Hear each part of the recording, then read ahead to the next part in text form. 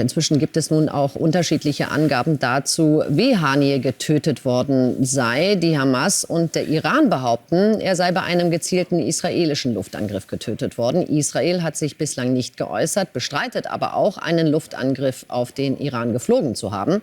Und nun berichtet die New York Times, dass Haniyeh durch einen Sprengsatz getötet wurde. Die Bombe sei bereits vor 2 Monaten in einer Gästewohnung in Teheran platziert worden und eben jetzt per Fernzünder zur Explosion gebracht worden. Der Hamas-Führer hielt sich ja wegen der Vereidigung des neuen Präsidenten im Iran auf.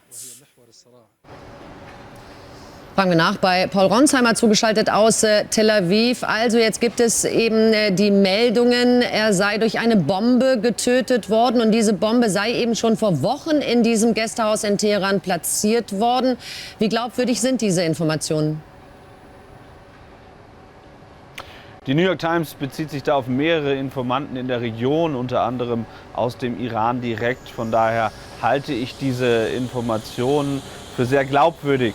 Gerade vor dem Hintergrund, dass der Iran, so wie Sie ja behaupten, dass es einen Luftangriff der Israelis gegeben habe, dass ein Luftangriff im Ende besser abzuwehren gewesen wäre als eine lang geplante Bombe. Allerdings wäre es für den Iran, wenn sie dazu öffentlich stehen würden, dass es so war, wie die New York Times schreibt, noch peinlicher. Denn das muss man sich einmal vorstellen. Also wer auch immer, viele gehen davon aus, dass es eben israelische Geheimdienste waren, haben dort eine Bombe dann, wie die New York Times berichtet, in einem Gästehaus der iranischen Regierung unterbringen können. Also im Herzzentrum der iranischen Regierung.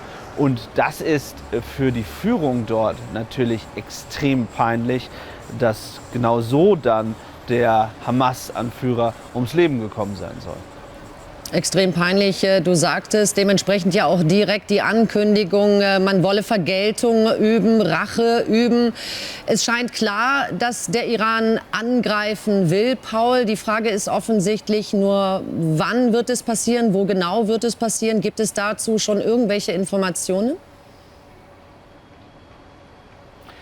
Es gibt keine gesicherten Informationen. Der Iran hat nicht gesagt, wann er angreifen wird. Beim letzten Mal, beim Drohnenangriff im April, da hat es fast 2 Wochen gedauert, bis der Iran darauf reagiert hat.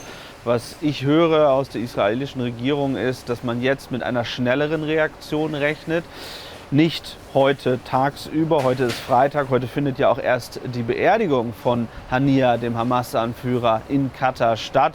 Außerdem ein sogenannter Tag des Zorns im Westjordanland und auch in anderen Regionen, unter anderem in der Türkei, wo man Haniyeh auch gefeiert hat. Von daher geht man davon aus, dass alles ab heute Mitternacht möglich wäre für einen Angriff des Iran. Aber es kann eben auch noch einmal länger dauern. Und die Frage, wie umfassend dieser Angriff dann sein wird, der wird auch sehr kontrovers diskutiert in Israel. Manche gehen davon aus, dass der Iran sehr wohl zum Beispiel Infrastruktur treffen könnte, auch zivile Ziele treffen könnte. Der Sicherheitsberater von Benjamin Netanyahu, den ich gestern getroffen habe, mit dem ich gesprochen habe, der warnte bereits vor schwerwiegenden Konsequenzen, wenn der Iran tatsächlich diesen Angriff durchführen würde.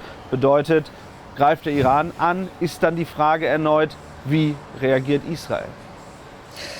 Paul, du hast es eben auch schon angesprochen. Die Hamas hat jetzt zu einem Tag des Zorns in der Region aufgerufen. Was genau wird da jetzt für heute noch erwartet?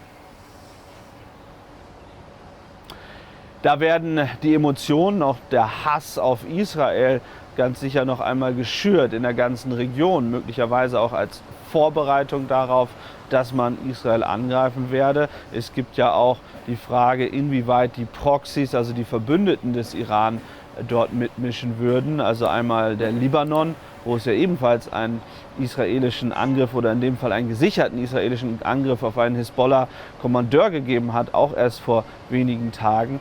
Und die Frage ist, was passiert mit den Houthis? Also das schlimmste Szenario wäre für Israel, wenn es einen gleichzeitigen Angriff vom Iran und gleichzeitig von Hisbollah und den Houthis hier in Israel geben könnte. Da werden verschiedene Städte genannt, unter anderem Haifa, aber auch über Tel Aviv wurde offenbar diskutiert.